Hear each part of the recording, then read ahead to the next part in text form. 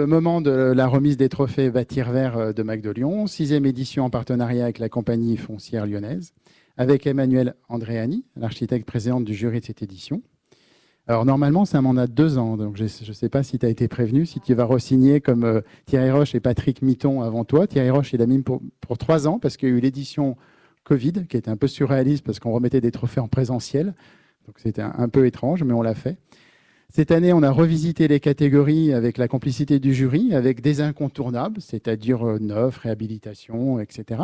Mais aussi des nouvelles approches des projets immobiliers. Je pense que tout ça, c'est complémentaire. On va commencer par la catégorie 9 avec Eastwood, par DCB International et Z Architecture. Jérôme Poufianet va nous rejoindre. N'hésite pas à être accompagné par des gens de ton équipe ou des architectes s'ils sont également présents. Et ça, je le dis pour tous ceux qui sont venus en équipe. Donc, si je me souviens bien, puisqu'on a visité le chantier, avec 9000 m², c'est un des principaux, voire le plus grand bâtiment de bureaux en bois de la métropole de Lyon actuellement. C'est presque tout bois. On est d'accord ? Je vais lire tes notes, parce que comme ça, je vois que c'est assez complet. Ça me permet de remercier tout le monde. Bonsoir à tous. Merci pour ce prix. Merci au jury de Bâtir Vert. C'est toujours bien d'être récompensé. Oui, c'est un bâtiment que l'on dit 100% bois, sauf effectivement le noyau central. Mais on a quand même un plancher bois, on a une ossature bois. Je reprends le Douglas que Roger a évoqué tout à l'heure, l'épicéa également. Donc on a 85% de bois français. Merci. Merci beaucoup. Alors je suis seul ce soir, mais je remercie évidemment BFV et Z Architects. J'ai vu qu'il manquait BFV, mais c'est pas grave, ils sont à Paris, ils le sauront pas, on leur dira pas. Merci GCC, merci à notre locataire également, Technip Énergie, qui a compris avec nous que c'était un enjeu. Je rappelle que ce permis a été déposé en 2019, donc vous voyez, quand on parle de révolution, ça prend un peu de temps. Néanmoins, il a trouvé son marché et puis il sera livré en décembre. Juste un mot. C'est aussi important de parler de 2 sujets. Je vais vous donner un peu d'actualité parce qu'on a travaillé sur la Tour Pardieu. Alors, on parlait des immeubles d'il y a 25 ans, mais la Tour Pardieu a été livrée en 77. Et on a appris cette semaine qu'elle passerait le décret tertiaire 2030, mais également, ça on le savait, mais également le décret 2040 et qu'on était quasiment aux attentes de 2050. Donc, comme quoi, ça veut dire qu'on peut rénover des IGH et pour autant être dans une attente. Et pour notre ami Denis, nous avons gardé la pierre Serpeggiante à la sortie de l'ascenseur. C'est la seule chose qu'on ait gardée. Tout le reste est neuf. Voilà. Merci beaucoup, en tous les cas. Je vais pas remercier GCC. Alors Emmanuel, on a beaucoup parlé réhabilitation ce soir et il y a un trophée réhabilitation depuis la première édition de Bâtir Vert. Ce soir, c'est Odessa qui va être à l'honneur, une opération d'ICAD et ce GPROM. Réhabilitation, c'est quelque chose que tu connais puisque tu y tiens beaucoup. Est-ce que tu connais cette opération ? Est-ce que tu te rappelles pourquoi on l'a choisie lors du jury ? Oui, je me souviens très bien pourquoi on a choisi cette opération. Alors, on a choisi cette opération, déjà parce qu'elle part d'un bâtiment remarquable. On est sur un patrimoine, on pourrait dire. Moi, j'aime bien dire que c'est du patrimoine, parce que c'est en tous les cas le patrimoine de mes années à moi. C'est la part des années 70 ? Bah oui. Et puis c'est une opération complexe. C'est une opération qui convoque du logement, du bureau, un socle, une très très belle réhabilitation. Il n'y a pas eu tellement de débats sur ce choix-là. Oui. Il y a eu globalement un bon consensus. Hein. Tu avais une voix double pour départager, je crois que tu t'en es servi une fois. Mais il ne fallait pas le dire, ça. Non, oh, pardon. Donc, on va faire venir Laurent Doya et aussi son équivalent chez Chogeprom, qui a eu la gentillesse de se joindre à nous. Michael Bory, voilà, les 2 promoteurs. Et alors, c'est aussi... Directeur régional tertiaire Rhône-Alpes Auvergne d'ICAD Promotion. C'est aussi une opération intéressante parce que justement, c'est une promotion groupée. Copromotion. Et en plus, c'est 2 opérations, parce qu'on entend parler de Vertueo aussi, qui fonctionnent un petit peu ensemble. Vous allez préciser tout ça. Merci de ce prix, merci au jury, merci de votre confiance. On est honorés, ravis. Donc bon, c'est une opération dont on est assez fiers.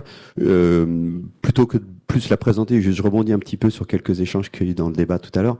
Donc tout d'abord, effectivement, parler du marché, parce que vous n'êtes pas sans savoir qu'on vit une crise assez violente, assez terrible actuellement. Donc on n'a pas entendu parler depuis le début. Donc ça comprime beaucoup les équilibres. C'est un projet qui serait pas sorti 3 mois après. Hein. On a réussi à signer à des taux du monde d'avant avec un magnifique investisseur qui s'appelle Union. Voilà, des baisses de prix de 25-30%. C'est pas le montant des honneurs des archis, c'est pas les marges du promoteur. Je savais que ça allait pas passer. C'est un peu plus que le terrain, c'est un peu plus que le gros œuvre. Du coût des matériaux. On a parlé. Donc voilà, on est tous tendus vers de la performance, de la vertu. Mais la période est quand même assez compliquée. Donc, bien heureusement, ce projet a pu sortir avec effectivement des grandes thématiques sur le réusage. Hein. On parlait, alors je suis aussi embarqué dans le CEC comme Denis et d'autres sur la Convention d'entreprise du climat. Effectivement, ce pic de ressources qui arrive en 2050, là, qui commence à clignoter orange, bientôt rouge. Donc effectivement, le thème du réemploi, il est important. Le réemploi, donc il y a pas mal de réemploi dans ce projet. Et puis aussi des choix de maîtrise d'ouvrage qu'on n'a pas fait sous la contrainte ou sur des injonctions de collectivité, mais qui ont permis de créer un dialogue avec la collectivité, qui nous a facilité la tâche sur un certain nombre de sujets dans ce dossier. Donc merci à Béatrice Vessillet, je l'ai déjà remercié publiquement plusieurs fois pour le coup de pouce sur certains sujets. Mais c'est vrai que par exemple, un des gros sujets, c'est qu'on a décidé de détruire 37 places de parking, donc 60 000 € à la Pardieu, c'est un petit 2 millions qu'on met non pas à la poubelle, mais qu'on détruit de la valeur financière pour créer de la valeur verte. Donc ça, c'est des choix assumés de maîtrise d'ouvrage qui permettent de recréer 600 mètres carrés de vraie pleine terre avec rien en dessous, au cœur de la Pardieu. Michael Bory, quelques mots en plus, même si c'est déjà très complet. Oui, juste pour rajouter, pour compléter Laurent, juste une petite sensibilisation sur le fait qu'effectivement la copromotion s'est imposée parce qu'il y avait un actif à acheter sans avoir de permis. Donc il y avait pas mal d'investissements à risque. Le deuxième sujet, donc on tourne autour de la problématique économique.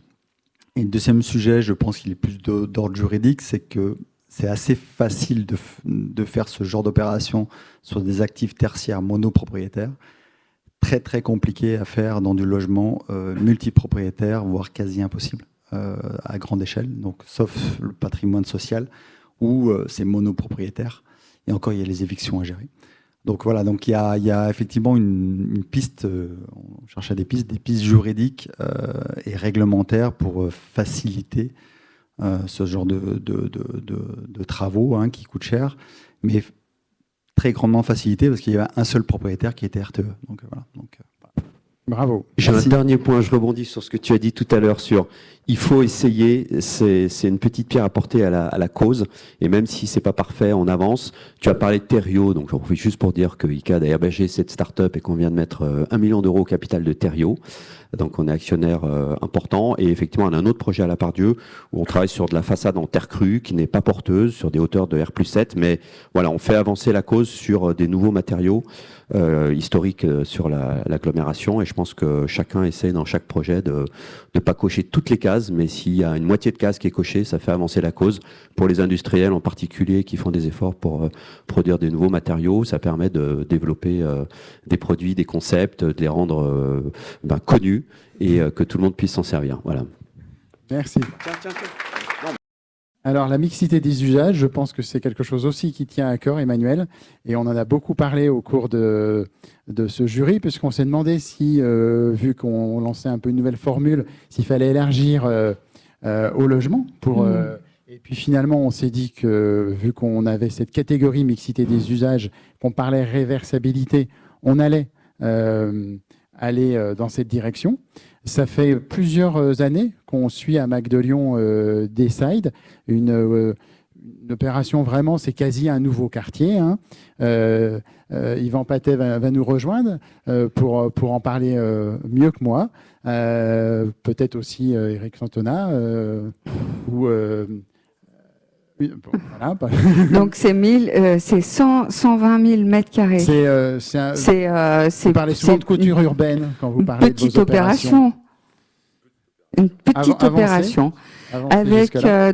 surtout, alors ce qu'on a soulevé dans le jury sur cette opération, c'est cette volonté de territoire 100% inclusif, évidemment. Vous vous en doutez. Et je pense que c'est vraiment le caractère laboratoire médico-social 100% inclusif qui fait que vous méritez largement ce prix. Sur un territoire pas facile quand même, Dessines, et quand même 120 000 mètres carrés.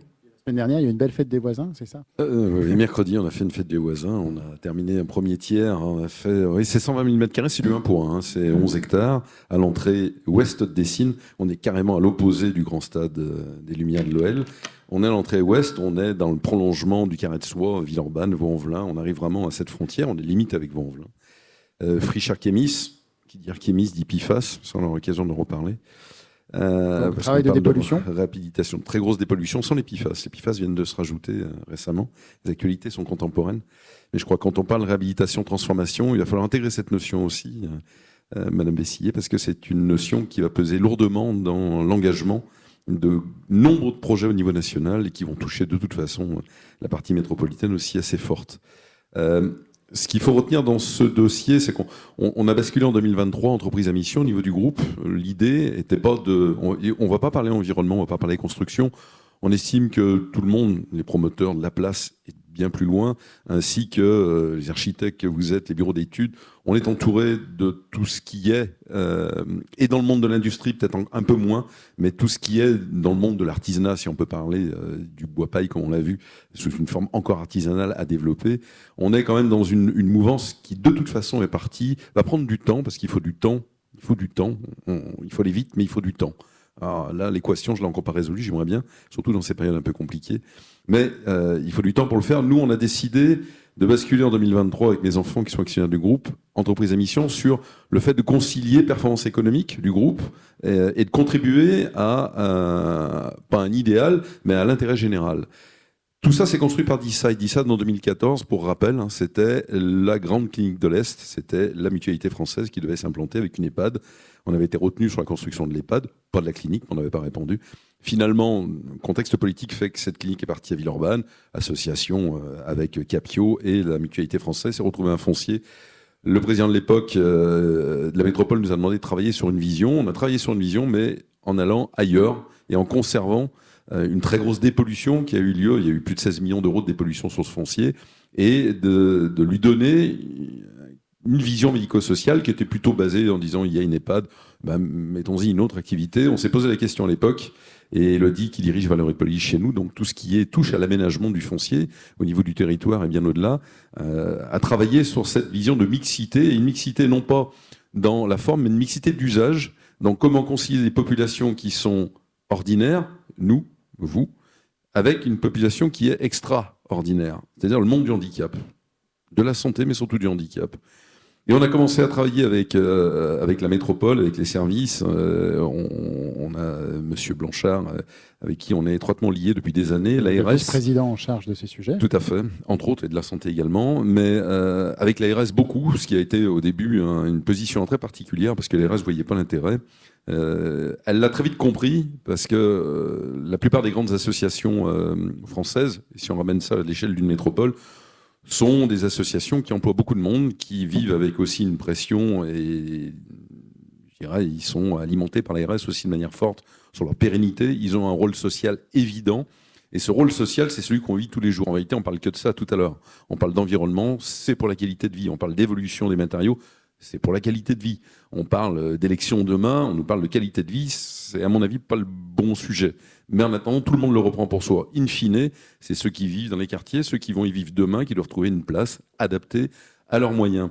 Donc, on a décidé, sur ces 120 000 m² à développer, d'en destiner à peu près 40% qu'on vient de terminer. Donc, c'est pour ça qu'on a fait cette fête des voisins notre président est venu avec 2 vice-présidents pour partager avec les différentes associations qu'on a mis, qui vont d'APF, on vient de leur livrer leur siège, et un ESAT, au CEPAGE, à OVE, à Morlot, et à 18 associations regroupées dans différents bâtiments, mutualisés ou à destination directe, et un ensemble de logements qu'on a livré, 140 logements, sur une mixité d'usage entre seniors et jeunes, et qui a été cédé à Est Métropole Habitat, qui en a une gestion très active, qui a été le premier pourvoyeur de cette notion de mixité.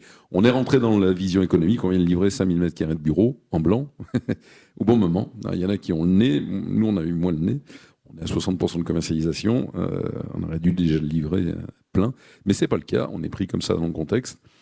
Mais c'est aussi un sujet qui nous a permis d'aller chercher la métropole.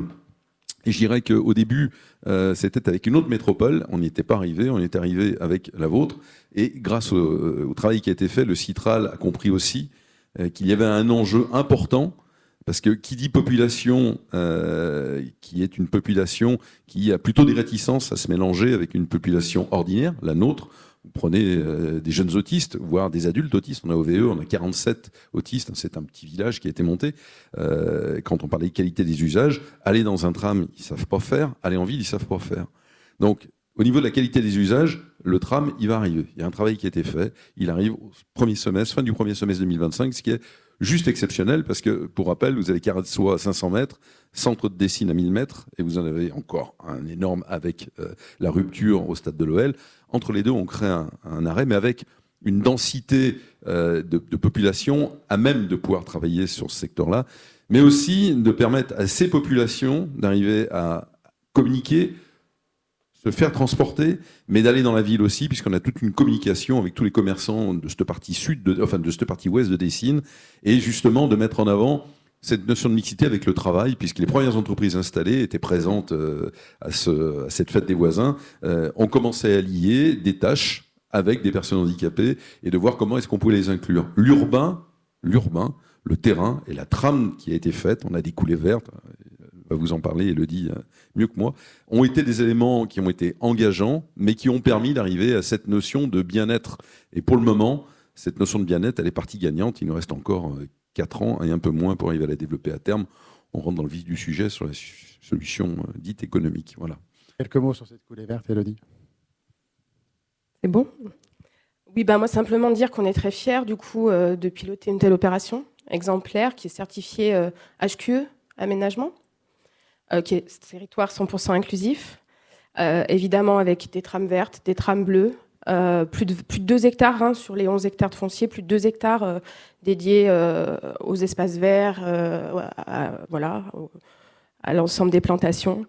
L'inclusion, effectivement, c'est aussi une des thématiques qui nous tient à cœur. On va bien au-delà, finalement, dans ce quartier, au-delà des normes actuelles d'accessibilité PMR. On travaille sur l'accessibilité universelle, sur l'inclusion au sens large, c'est l'inclusion par les espaces, par l'emploi, avec des événements concrets chaque année, l'inclusion par le logement, avec des logements adaptés dans le centre d'hébergement d'APF. Et tout ça dans le cadre quand même d'un PUP avec la métropole et la ville. Et c'est ce partenariat qui a permis qui permet le succès de cette opération. Bravo. Donc merci.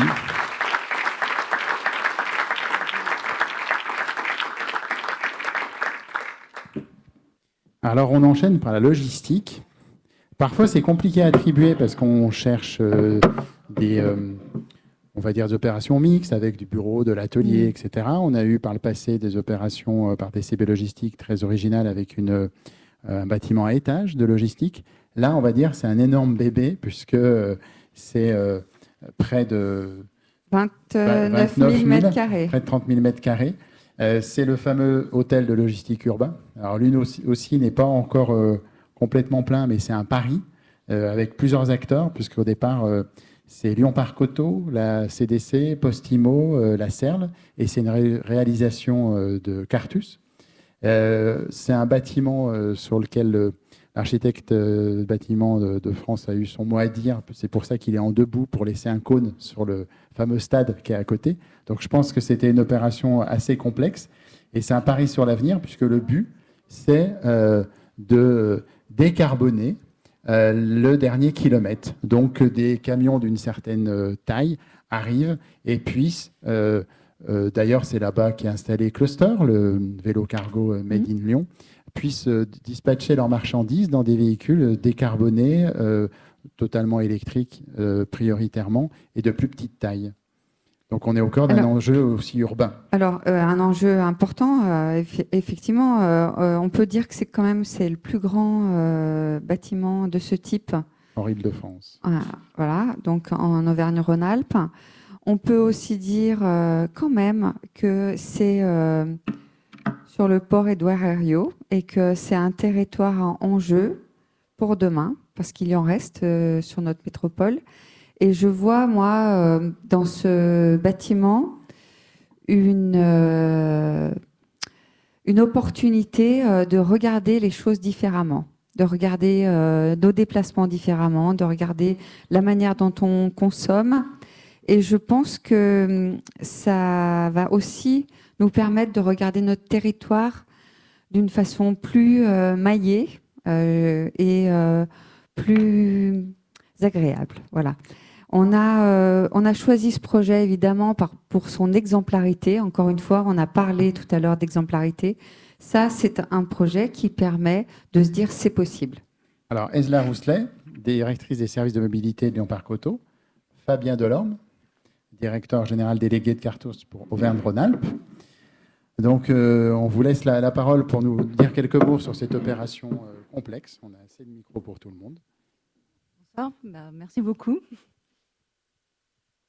C'est un très vaste projet pour la société HLU, donc vous avez rappelé les actionnaires. C'est un projet qui se veut à la fois exemplaire par sa construction, par aussi son fonctionnement, puisque l'objectif, c'est à la fois d'offrir aussi une qualité de vie pour les travailleurs. On a un hôtel logistique qui offre des entrepôts logistiques qui sont par exemple, qui bénéficient de l'éclairage naturel. Et ce n'est pas courant, puisque moi, à chaque fois que je le fais visiter à des logisticiens, ils me disent « mais qu'est-ce que c'est lumineux à l'intérieur ? Nos salariés vont être bien pour travailler ». Donc ça, c'est aussi important quand on a réfléchi à cette construction. Et puis, c'est un bâtiment qui se veut aussi exemplaire pour l'accompagnement au changement, pour faire aussi que nos transporteurs, nos logisticiens changent de paradigme sur leur façon de travailler.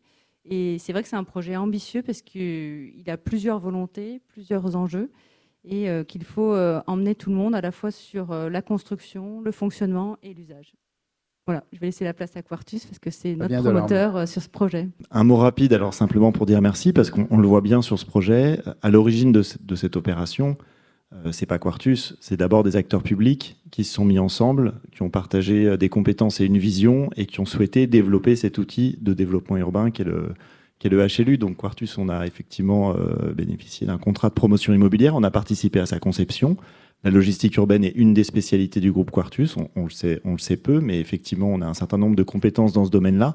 Donc on a participé à la conception et on a piloté la réalisation, mais effectivement il faut rendre hommage aux collectivités qui ont eu l'idée de créer cet outil. Et c'est intéressant parce que on parle beaucoup aujourd'hui du développement durable dans le bâtiment intrinsèquement, mais là c'est un bâtiment qui est un outil de développement durable et qui est un outil au service d'une ville qui fonctionne différemment. Voilà. Et je crois que c'est pas un objet unique. En plus, c'est un objet qui a une vocation à mailler un territoire avec différents pôles de logistique urbaine, puisque bien sûr la logistique, on peut pas desservir toute la métropole de Gerland. Et le site est emblématique aussi, parce que c'est vrai que c'est un ancien site industriel qui se tourne vers les mobilités de demain, vers les livraisons de demain, et qui est un site qui est totalement interconnecté avec les voies navigables, avec le train. Donc ça a beaucoup de sens au niveau urbain. Voilà, donc merci pour ce prix. On a eu la chance d'en avoir un l'année dernière sur notre bâtiment pluriel, premier bâtiment en bois de la métropole qu'on a livré en 2022. Donc il y a plus grand maintenant alors. Voilà, maintenant il y a bien plus grand, donc bravo à tous les gens qui continuent dans cette filière. Un habitué, non. Mais peut-être dire un mot aussi sur la question effectivement des matériaux, parce qu'il y a eu un sujet, c'est est-ce qu'il y a une solution miracle à nos problèmes ? Je pense que la réponse est non. C'est-à-dire qu'il n'y a pas de matériau miracle qui va nous sauver et qui va régler les problèmes de la construction. C'est vraiment, comme ça a été très bien dit, un mix de matériaux au bon endroit. Le béton n'est pas le diable, le béton bas carbone s'améliore beaucoup. le mix bois-béton a du sens. Voilà, et c'est le bon matériau au bon endroit qui Je sens là je une pense, petite réaction trouvera. à la référence, à l'allusion à l'opération de Villeurbanne.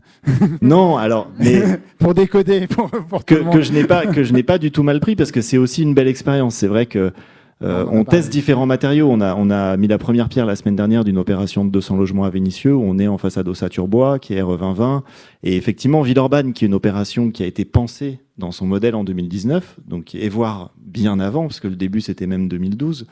On a fait ce pari Quartus de se dire effectivement sur Villeurbanne on va faire 2 tours de grande hauteur en béton de chanvre. Et c'était plus qu'un pari puisqu'on a été au bout du sujet, mais on s'est heurté quelque part à la réalité de ce marché actuel. Et donc en fait, on l'a conçu en béton de chanvre, on l'a chiffré en béton de chanvre et on a même consulté des entreprises. Donc on a été assez loin. On a dépensé en tout quasiment 1 million d'euros. C'est une somme colossale qu'on a perdue, mais je rebondis sur ce que disait Laurent, on l'a pas perdu. On l'a pas perdu, on l'a investi pour emmagasiner des connaissances et on a prévu effectivement avec la métropole de faire un feedback sur ce qu'on a découvert à cette occasion-là, comment on a fonctionné. Et on n'est pas arrivé forcément trop tôt dans le marché, on est arrivé trop tôt dans le marché avec des bâtiments qui avaient autant de contraintes, une telle hauteur aussi gros. Et donc on a consulté des entreprises pour faire l'opération comme ça et on a effectivement vu arriver une note qui était le surcoût du matériau était supérieur à la marge du promoteur. Donc en fait, voilà. Non, mais c'est important de parler de manière pratique. Oui, bien sûr. Mais on a eu effectivement plein de sujets d'ATEX. Alors c'est vrai qu'on nous a dit on peut pas faire un bâtiment en chanvre de plus de 4 étages. On est un peu filou de temps en temps. On a dit non, mais au gratte-ciel, les tours, comme elles sont très épanelées avec des terrasses, c'est une succession d'immeubles de 4 étages empilés les uns sur les autres. On était parti sur ce concept-là. Donc ça montre qu'il faut trouver plein d'idées, mais ça ne veut pas dire qu'on y arrive à chaque fois. Alors on a quand même sur les gratte-ciel, astuce dans la redirection écologique. mais toujours, enfin, quand on parle d'innovation, il y a des architectes. De temps en temps, on est aussi nous un peu, on essaie d'être un peu créatif. Mais voilà, tout ça pour dire que, in fine, on a quand même du chanvre sur l'opération des gratte-ciel. Il y a une dizaine de maisons qui sont construites dans un jardin en béton de chanvre.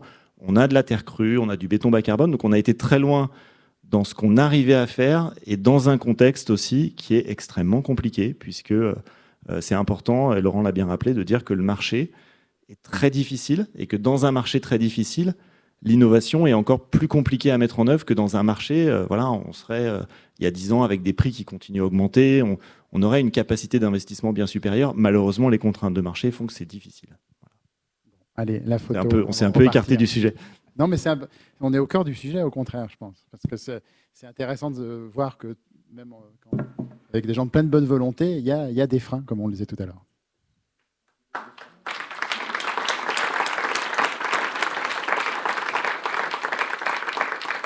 vais vraiment te laisser la parole parce que je pense que ce bâtiment t'a tapé dans l'œil pour des raisons particulières, parce qu'il y avait un défi dans cette opération qui était de relier un bâtiment ancien à un bâtiment nouveau.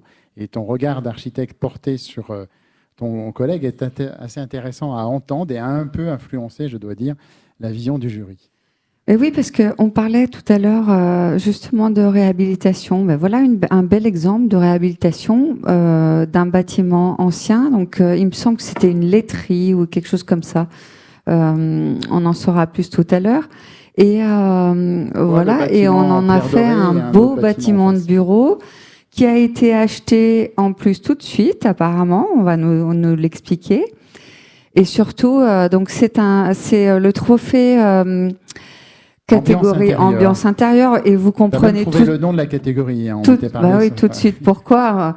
Je veux dire, on rentre dans ce bâtiment, cet atrium là éclairé et avec la lumière qui vient du ciel et qui lèche cette façade en pierre dorée, c'est magnifique. Il y a une très très bonne ambiance et je crois que l'utilisateur va être bien là. Alors, Nicolas Simian, architecte associé de Soho Tertiaire, Éric Bonnet qui en a assuré la maîtrise d'ouvrage. C'est intéressant d'avoir les deux aspects de l'opération. Et le propriétaire, on peut appeler le propriétaire ? Il est bien connu.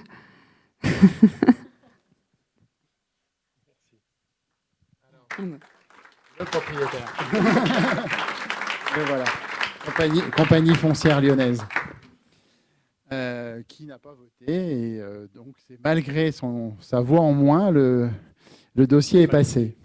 Donc Vous, architecte, expliquez-nous un petit peu ce travail de liaison entre les deux qui a tapé dans l'œil du jury. Alors oui, on parle de l'architecture. Effectivement, le bâtiment de gauche, le bâtiment existant, c'était une brasserie 1876, je crois. Et au moment où on est intervenu dans la ZAC de l'industrie, donc à Vèze, il y avait une espèce de no man's land et il n'y avait plus que ce bâtiment qui tenait à moitié, qui était tagué, qui avait été squatté, qui était vraiment endommagé, mais qui avait ce cachet quand même. Et le challenge, c'était de le conserver, de le réhabiliter vraiment de façon propre, de créer à côté un autre bâtiment contemporain.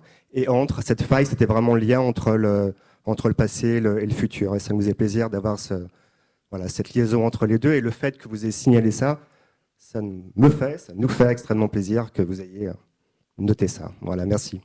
Éric Bonnet, au niveau de la maîtrise d'ouvrage. Oui, alors ce qu'il faut savoir, c'est que cet immeuble, en 2017-2018, devait être dédié à un utilisateur. Les évolutions économiques font que l'actionnaire a changé, que le projet donc, a été enterré. Et là, donc, avec mon associé et Patrick Mitton, donc SO, on s'est posé la question, qu'est-ce qu'on fait? On est au milieu du gué. Et on s'est dit, il y a quelque chose à faire, il y a un écrin à sortir sur ce terrain. Et on a dit, banco, on y a été. Donc ça a été une très belle histoire, puisque ça se termine bien. L'ascenseur émotionnel, il a fait pas mal d'allers-retours, puisque bon, la crise du Covid, les coûts des matériaux, les délais de livraison et j'en passe. Mais aujourd'hui, vraiment, on est extrêmement fiers de cet immeuble. Alors il faut savoir, quand vous regardez cette photo, vous avez l'impression qu'on a moitié ancien, moitié nouvelle construction. En fait, dans la réalité, vous avez 700 mètres carrés développés ici et 2300 mètres carrés développés de l'autre côté. Mais l'impression, quand vous prenez cette rue centrale toute hauteur, c'est que c'est moitié-moitié. Et donc, du coup, on fait vivre l'histoire avec le futur. Et c'est vraiment c'est un bel écrin. Franck Lefebvre, c'est ce qui vous a poussé à investir dans ce bâtiment? Alors, nous, on a beaucoup moins de mérite. Nous, on est arrivé après la bataille, parce que le bâtiment était déjà construit. Mais c'était un investissement qui rentrait complètement dans toutes nos cases. C'est-à-dire qu'à la fois, il y avait du bâti, et moi, je suis toujours amoureux à chaque fois que je vois cette façade en pierre dorée. Il y avait une mixité entre le bâti et entre une extension. C'était un bâtiment qui était en plus sobre, et puis qui était innovant, puisqu'on voit bien que cette verrière au milieu, qui est une rue, qui me rappelle un peu d'ailleurs notre carré Bellecour, sur la place Bellecour, qui donne une luminosité impressionnante. Bâtiment sobre avec des LED, enfin il y avait tout à cocher, et puis en plus on a un très bon locataire parce qu'on a un cabinet d'avocats qui s'appelle IDES. Donc voilà, pour nous ça cochait toutes les cases, on est très heureux de cet investissement et très heureux d'avoir pu le faire. En tout cas, merci beaucoup. On va s'avancer un peu pour la photo. Et juste, ce prix a beaucoup de valeur pour nous, puisqu'en fait, quand on a décidé de lancer cet immeuble, notre cahier des charges entre Patrick Mitton, Dan Guyeno, mon associé et moi-même, c'était de dire on va concevoir un immeuble, réaliser un immeuble comme si c'était pour notre propre usage. Donc il faut savoir que le coût construction est un petit peu supérieur à la norme, mais on s'est fait plaisir et on est très content du résultat. Et vous aussi. Et nous aussi.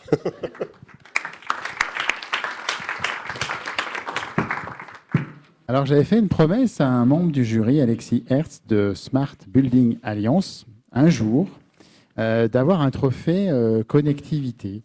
Et on a tenu cette promesse, et c'est pour ça qu'on a récompensé cette année un bâtiment qui a évidemment d'autres qualités, puisque c'est pas moins que le nouveau campus de l'EM Lyon, avec des chiffres impressionnants, 30 000 m², une certification R2S que tu nous expliqueras, capacité d'accueillir 8000 personnes. Donc Teddy Breton, qui est directeur de ce projet immobilier pour l'EM Lyon et membre du COMEX de l'EM Lyon, Bénique Bost, directrice de l'engagement social et environnemental, vont nous rejoindre tous les deux. Et cette connectivité, c'est important pour un architecte, parce que ça, c'est pas dans le geste architectural, j'allais dire. Approchez.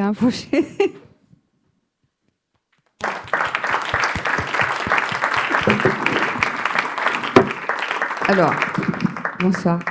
Est-ce qu'on pouvait remettre des trophées Bâtir Vert sans au moins nominer l'EM Lyon? On ne pouvait pas. C'est quand même un bâtiment remarquable que vous nous avez livré, qui dynamise un territoire en plus. Enfin, je veux dire, qui s'inscrit dans une vraie dynamique et un campus qui prend sa place. On a, bon, évidemment, une architecture. Alors, on va pas. Il a dit, on parle pas d'architecture sur ce bâtiment, ok. Mais c'est vrai qu'il aurait pu être dans plein d'autres catégories. Oui, on a hésité. Hein. Vous étiez quand même présent. Voilà. Alors, quelle était la démarche? Pourquoi c'était important d'avoir un bâtiment connecté? Un bâtiment connecté. Donc, déjà, on va préciser que nous sommes les deux seuls non-professionnels de la construction que vous avez face à vous ce soir, puisque vous avez, on va dire, la représentante de l'utilisateur. Le représentant de l'utilisateur, et on va dire que ce soir, même si je suis salarié de l'école, je vais prendre la casquette de représentant du bailleur, puisque la particularité de notre opération, c'est que c'est une opération en compte propre. C'est-à-dire que l'objectif aussi derrière tout ça, c'est d'ancrer l'école à Lyon en la dotant d'un patrimoine et d'un actif immobilier, foncier immobilier dans le territoire. Donc je remercie aussi, puisqu'on est dans les murs du Crédit Agricole, le groupe Crédit Agricole qui est effectivement le premier partenaire bancaire de cette opération et sans lequel effectivement, si on n'avait pas la confiance de ces grandes banques présentes en région dans le modèle de développement de l'école, on n'aurait bien évidemment pas pu sortir cette opération. Puis le deuxième remerciement que je vais adresser, c'est bien évidemment la collectivité à travers la personne de Madame Vessillier, puisqu'on ce projet s'inscrit dans une opération de renouvellement urbain sur les anciennes usines Nexans, donc un site à forte identité pour l'histoire industrielle et plus largement l'histoire de la ville de Lyon. C'est le site qui a permis l'électrification de Lyon historiquement, donc EM Lyon, institution de 150 ans, on va dire qui électrise un petit peu Lyon aussi sur la scène internationale, retourne sur ces territoires-là, c'est plutôt sympa. Donc, par rapport à tout ce que j'ai entendu ce soir, et puis je vais arriver à votre question,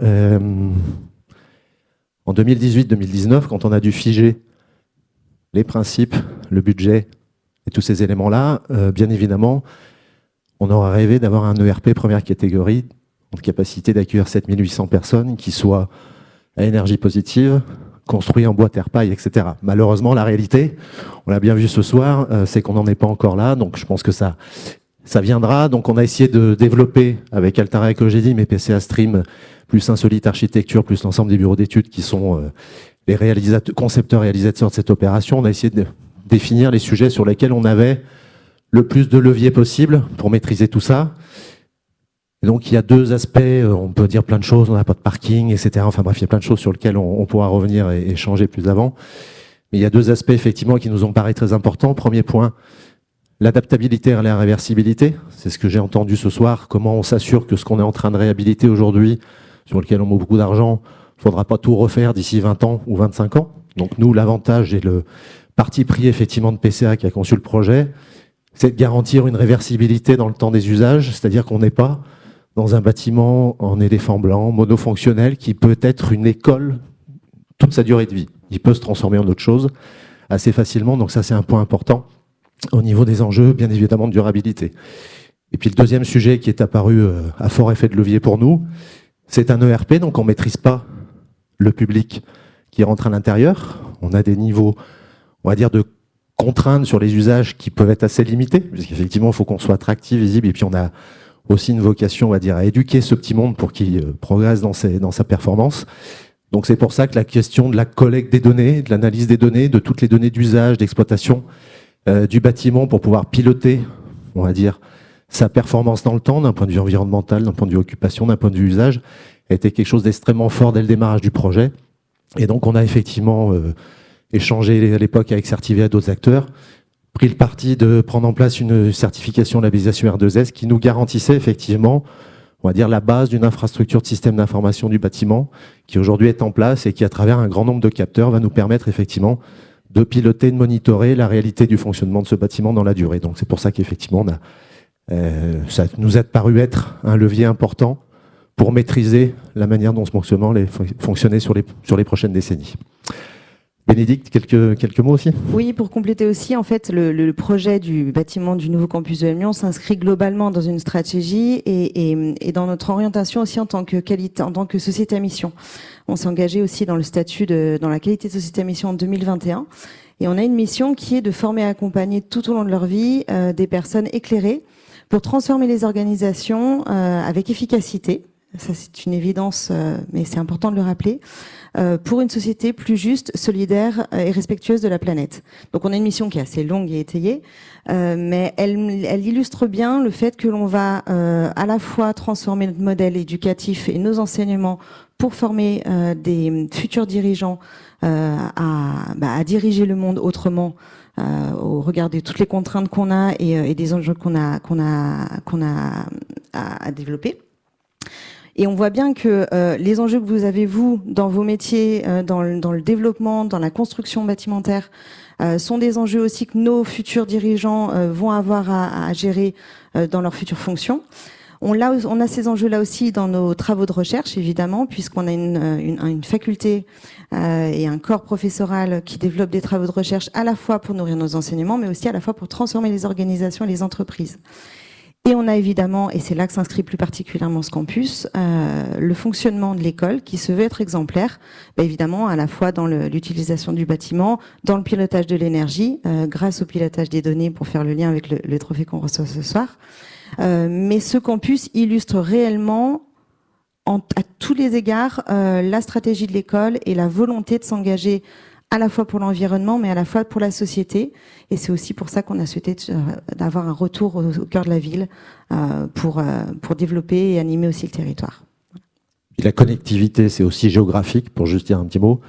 Et tous les jours aujourd'hui, même si on est à Champagne-au-Mont-d'Or, donc dans l'ouest sur la colline, il faut faire attention à ce que je dis, mais aujourd'hui, tous les jours, la situation fait qu'on force 2500 à 2700 personnes à monter à Écully depuis Lyon, puisque je rappelle que 85% de nos étudiants, pour ceux qui sont résidents dans la région lyonnaise, habitent presqu'île 5e, 9e rive gauche. Donc aujourd'hui, on se rapproche drastiquement du lieu de vie. Et donc, pour ça qu'on se permet de ne pas d'avoir de parking non plus sur notre terrain. Bravo.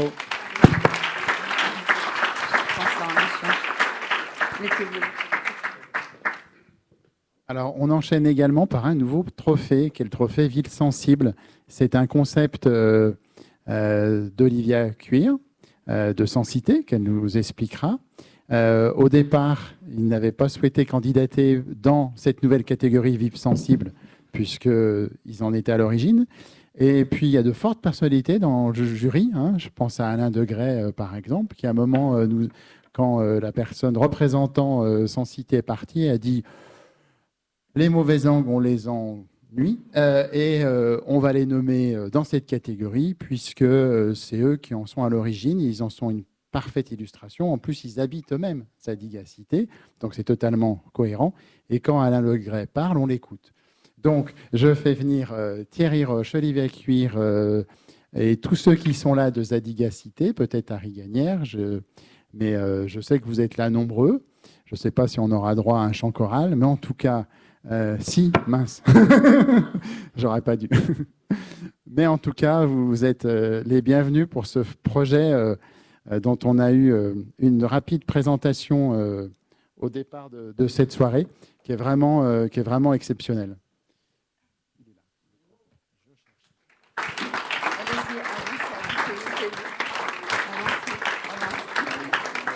Avancez-vous. Emmanuel aussi, tu es aussi enthousiaste que moi sur ce projet? Bon, on a tous été enthousiastes. De toute façon, tous les projets sont sympas ce soir, mais celui-ci un peu particulièrement. Et puis tu nous as bien convaincus tout à l'heure. Alors, en fait, j'aurais voulu donner la parole à la fois Éric Gagnère, qui n'est pas là, qui nous a en fait non seulement accompagné sur le projet, mais accompagné puisqu'il est un des locataires.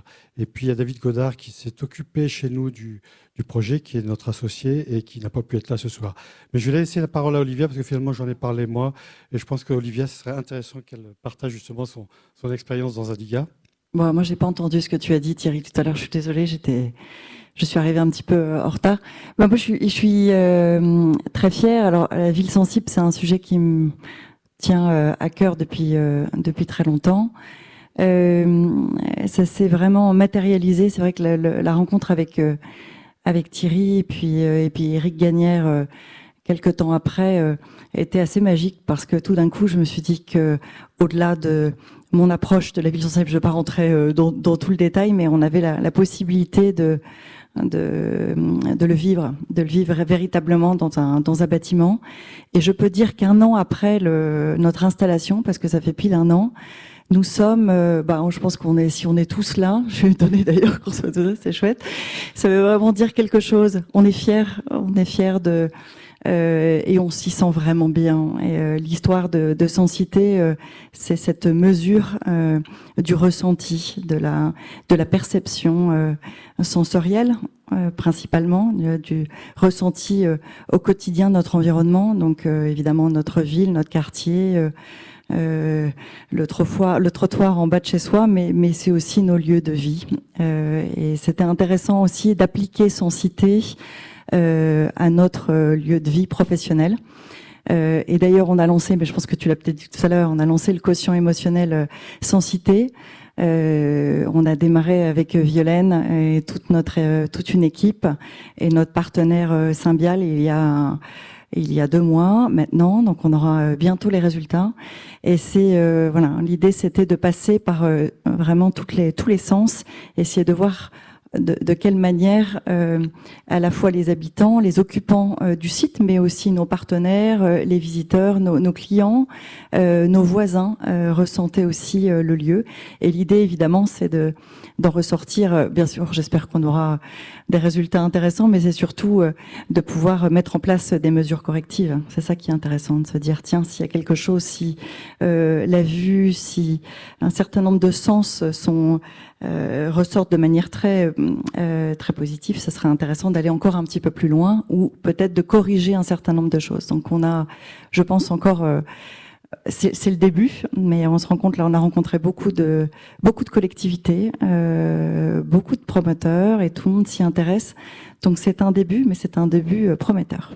Et je dois dire que les lauréats ce soir ont tous réussi dans leur partie un certain tour de force. Et là, ça en est un autre, puisque vous voyez un ancien garage quand même, qui en plus avait brûlé. Donc bravo en tout cas à l'architecte Thierry Roche et à tous les architectes qui ont été honorés ce soir et avec leurs partenaires, qui soient promoteurs, maîtres d'œuvre, compagnons, etc. Et c'est sympa de voir toute l'équipe ce soir. Je ne sais pas si on va tenir dans la photo avec un très grand angle. On va se Mathieu regrouper. Rocha qui a son équipe qui n'a pas voulu monter. Mais... Ah voilà, donc en plus on en laisse dans la salle. Ben, bravo.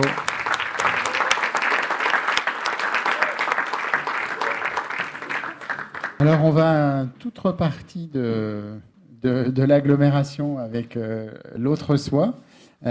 Cécile Reynaud, directrice générale d'Est Métropole Habitat. Arnaud Sissillon, directeur général de Rhône Sud Habitat. Alain Brissard, s'il nous a rejoint, adjoint délégué à la végétation de la ville de Villeurbanne. Et là, c'est pareil, si tous les partenaires de l'autre soi venaient sur scène, on aurait beaucoup de monde. C'est un bâtiment chargé d'histoire, puisqu'il a été tout à la fois... caserne, hôpital militaire, école, etc. Et là, il va avoir carrément plusieurs fonctions, puisqu'il y a du logement étudiant, il y a un tiers-lieu. Et je pense que c'est ça aussi, cette haute mixité des usages, non pas au niveau d'un quartier comme avec Decide, mais au niveau d'un bâtiment, l'autre soi, qui a séduit le jury. Donc les personnes que j'ai citées, rejoignez-nous et on écoute Emmanuel sur ce trophée. On a parlé culture tout à l'heure. Et là, on peut dire que c'est un projet culturel. Culturel parce que c'est à travers la culture et c'est avec la culture que vous avez tracé du lien dans cette opération. Et je pense que c'est ce qui est le plus marquant et c'est ce qui fait que ce projet, il est vraiment différent des autres. Au-delà des mètres carrés, au-delà de la mixité, au-delà de... Bon, et puis, vous avez le prix s'appelle Gouvernance. Donc, il parle de lui-même. Vous avez trouvé le moyen, à travers cette notion de culture, de partager et de gouverner ce projet et d'en faire un projet exemplaire. Voilà, tout est dit. Petit quiz, qui a dit que c'était un joyeux bordel l'autre soir ? Je suis sûr que vous le savez. Merci beaucoup pour ce trophée. Merci au jury. C'est important d'être dans la catégorie gouvernance parce que c'est un projet complexe qui réunit 5 partenaires qui ont constitué une société d'aménagement pour construire, réhabiliter, des logements, mais aussi un parc.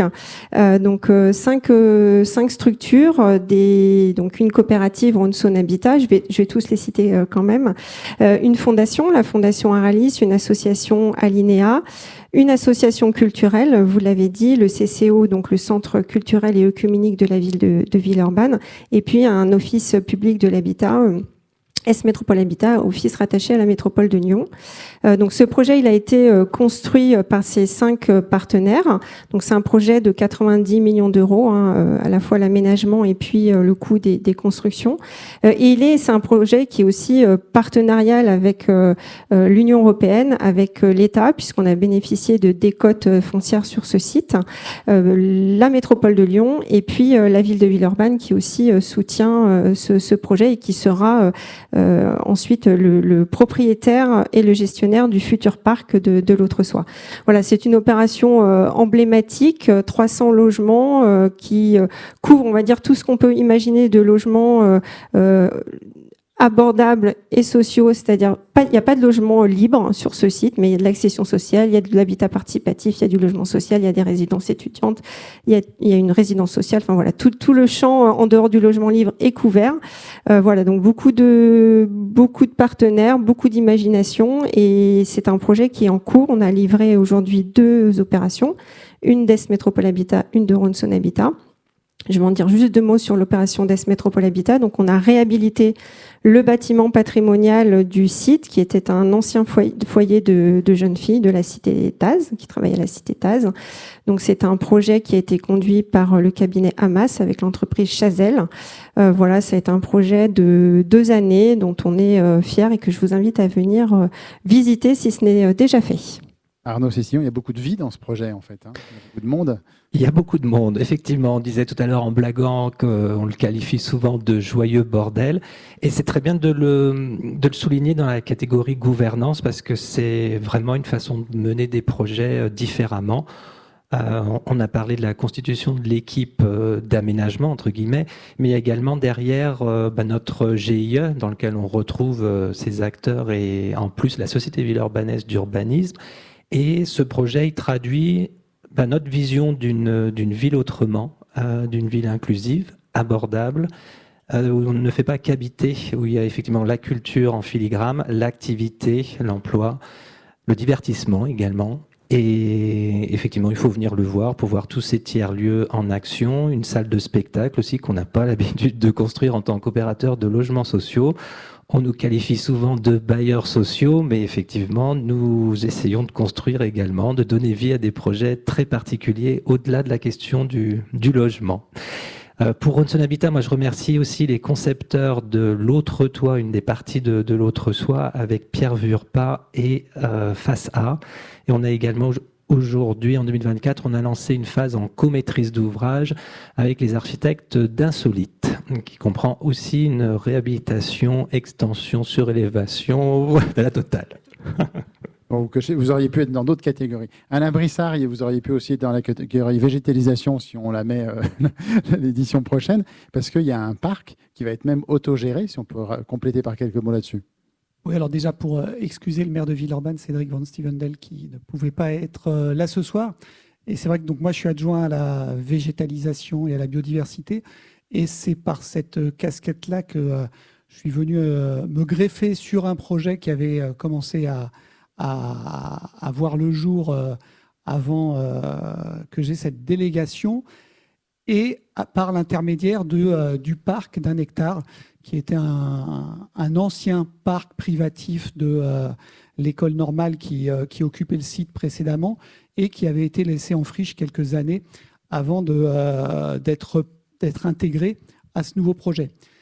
Et dès le début, dès qu'on a donné à voir aux habitants du quartier ce jardin privatif dont ils avaient pour la plupart pas connaissance, puisque ça appartenait à l'éducation nationale, il y a eu un engouement des habitants, des personnes qui s'intéressent à la biodiversité et qui ont voulu s'impliquer dans le devenir de ce parc.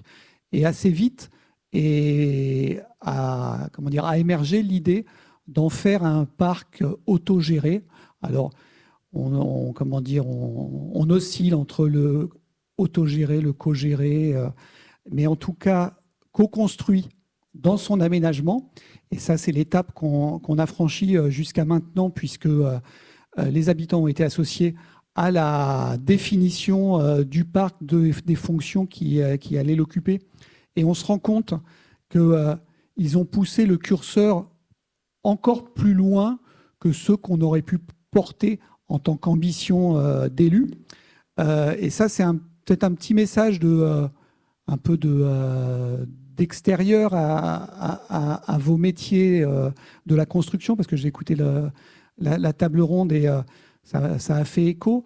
Moi, je me rends compte dans les projets d'aménagement de parcs que l'on mène, dès qu'on inclut des habitants dans la réflexion, ils sont moteurs pour pousser, habitants ou futurs usagers, ils sont moteurs pour pousser les curseurs de la transition écologique ou du redirection écologique dont on parlait tout à l'heure, plus loin que ce qu'on imaginerait en termes d'acceptabilité. Donc on a vraiment un enjeu, je parle de les associer, parce que c'est un moteur supplémentaire, ça ne résout pas les équations économiques, mais ça aide. Donc voilà pour ce projet-là, et après on va essayer de faire en sorte qu'il soit associé à toute la gestion du parc pendant sa durée de vie. Eh ben, bravo pour ce trophée. C'est un petit peu Merci. Alors, c'est le dernier trophée de la soirée. Alors, et pas là des aussi, moindres. non, parce que là aussi, il y a quelques milliers de mètres carrés à la clé. Hein. C'est les grands locaux, l'ancien technicien de la SNCF.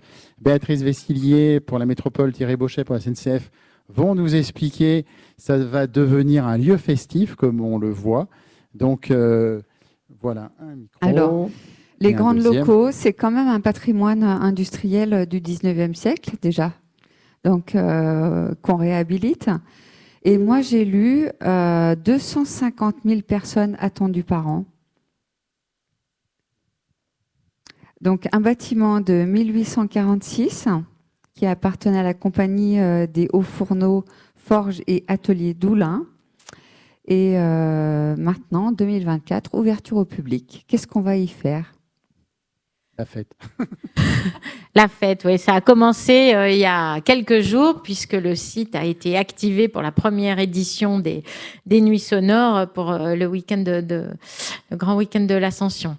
Alors, je suis ravie que vous récompensiez la métropole, et je partage le prix avec SNCF Immobilier, parce que c'est quand même un projet qu'on a mené ensemble avec nos collègues de la SNCF, puisque c'est un site ferroviaire. Et d'ailleurs, l'auteur du nom des grands locaux, parce que c'est quand même bien trouvé, il est dans la salle, là, c'est Thomas Dupont du cabinet de la métropole. Quand on cherchait le nom qui incarnerait à la fois l'histoire ferroviaire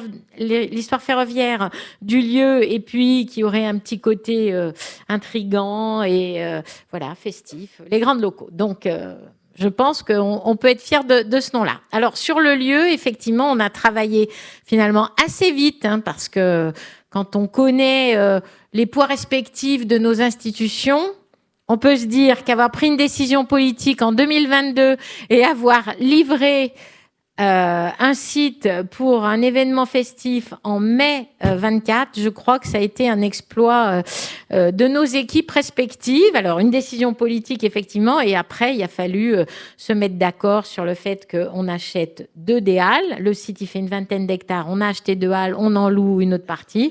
Et la SNCF nous a mis à disposition un peu plus que ces 2 halles pour cette première édition, mais je vais vous laisser Thierry vous en parler. Il a fallu que nos équipes travaillent non seulement avec la SNCF, mais avec l'État, parce que c'est un site inondable. Donc, il y avait un petit sujet quand même. Il y avait un peu besoin de travaux, parce que le site, il n'était pas dans un état... Voilà. Et d'ailleurs, on a fait des travaux à minima pour le rendre accessible au public dès cette année, mais ça ne présage pas de ce qui sera dans l'avenir, mais en tout cas pour qu'il soit prêt à ouvrir pour des dizaines de milliers de spectateurs, il a fallu mobiliser effectivement nos équipes internes pour des travaux de démolition, des travaux d'espace extérieur, etc. Et donc, tout ça, ça a été fait. Donc, je remercie vivement nos services de la métropole, représentés ici par Isabelle Coulon de la direction de la maîtrise d'ouvrage. Il y a eu plein de services, la direction de la culture, bien sûr, et puis le vice-président à la culture, Cédric Van Stevendel. Voilà, tout ce monde-là a été très impliqué. Évidemment, si on n'avait pas réussi à trouver, à se mettre d'accord sur le projet avec la SNCF, ça n'aurait pas été possible. Et si vous n'êtes pas allé écouter les Nuits Sonores, vous pourrez aller déguster différentes cuisines du monde, puisque le Lyon Street Food Festival a lieu la semaine prochaine dans ce lieu. Et il y aura la Biennale d'art contemporain à la rentrée, si vous avez raté et le bruit et le manger, et il y aura les yeux. Voilà. Thierry Bauchet, quelques mots sur ce nouvel aiguillage des grands locaux. Alors d'abord, merci Béatrice de nous associer à ce prix que vous recevez. Merci au jury évidemment d'avoir choisi ce beau projet. Bon, peut-être qu'on a dans les gènes aussi quelque chose de la grande vitesse, c'est ce qui nous a permis peut-être de réaliser aussi ce projet avec vous, avec toute la conviction que vous portiez sur le devenir de ce site. Je ne vais pas refaire toute l'histoire de ce site, mais quand même se dire que effectivement, on parle de reconversion, mais voilà un bon exemple de site qui a su évoluer au travers de son histoire. D'abord, dans les années 1830, ça a été un site qui a permis d'accompagner le développement des premières lignes voyageurs de France. C'était sur notre territoire, entre Lyon et Saint-Étienne. Il fallait bien construire des locomotives pour ça. Il fallait bien ensuite entretenir ces locomotives. Et puis, au fil du temps, eh bien, ce sont plus seulement des locomotives à vapeur, mais des matériels électriques de plus en plus modernes. Voilà. Et donc, on a accompagné à travers ce site toute une évolution technologique pour y faire aussi de la maintenance. Donc là aussi, nous, c'est dans nos métiers, hein, la réutilisation de nos actifs, quels qu'ils soient, les voies, les matériels et les bâtiments aussi. Alors en tant que deuxième propriétaire foncier de France, c'est vrai qu'on a quelques actifs, parce qu'il n'y a pas de projet sans actifs, hein. Nous, à l'échelle nationale, c'est à peu près 9 millions de mètres carrés de bâtiments, hein, hors les gares. C'est 30 000 hectares de foncier. Et voilà, il arrive que des fonciers comme ça aient à se transformer parce qu'ils n'ont plus la vocation initiale. Voilà, donc il s'agit de laisser place à de nouvelles activités. Et on est content, en tout cas, de pouvoir, dans l'attente peut-être d'un projet de grande envergure, à l'échelle des 20 hectares, de trouver des occupations transitoires, de l'urbanisme transitoire. Sur ce site-là, depuis les années, on va dire début de 2020, on a commencé à y implanter. Voilà, il y a une vingtaine de lieux en fait occupés sur ce site-là pour de l'économie sociale et solidaire. Et puis avec voilà cette ambition portée par la métropole de faire de ce site un site remarquable en matière de développement d'activités culturelles, eh bien on a pu voilà mettre en valeur ce patrimoine, lui donner une nouvelle vie. Et voilà, on est très heureux de pouvoir nous associer à cette dynamique que vous donnez à ce beau projet.